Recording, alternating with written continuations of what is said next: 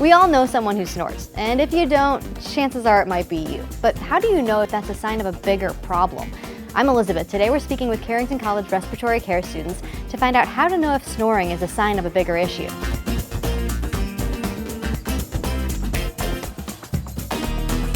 Felicia joins us now to talk statistics. So Felicia, how big of a problem is snoring?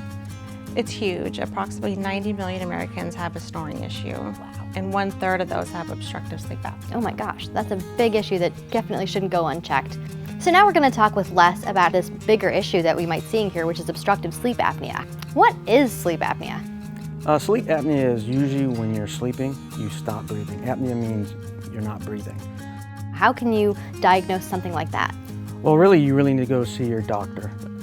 He's going to suggest a sleep study, and that's really where you're going to get your detailed information on if you really have that kind of disorder. Let's talk about health issues that can arise if you don't treat your obstructive sleep apnea.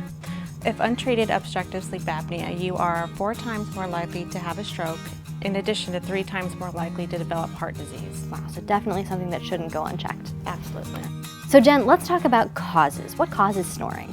Well, one cause is the position that you sleep in. Laying flat on your back can certainly be a cause of that. So this is not the best way to sleep if you're a noisy sleeper? No. Okay, what else? Sleep deprivation, obesity is a big cause of snoring. And sleep deprivation makes sense because if you're extra tired when you go to sleep, you're going to sleep really deep, right? Right. And what about obesity?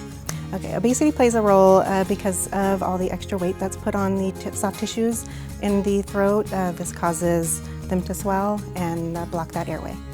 So Les, what kind of home remedies can we use to help make us be a little bit more quiet when we sleep? Well, there are a lot of things people see on TV, online. There's mouth guards they usually slip into the mouth, kind of pushes the jaw forward. There's chin straps that keep your mouth closed so it causes you to breathe through your nose.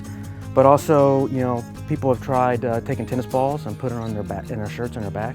So Les, home remedies for snoring might just put a Band-Aid on a bigger problem. And what kind of treatments are available if you do have obstructive sleep apnea? CPAP. A CPAP is a continuous positive airway pressure. It's a machine that constantly, when you breathe in, there's a positive pressure that keeps your airways open, particularly keeping your tongue from dropping in the back of your throat.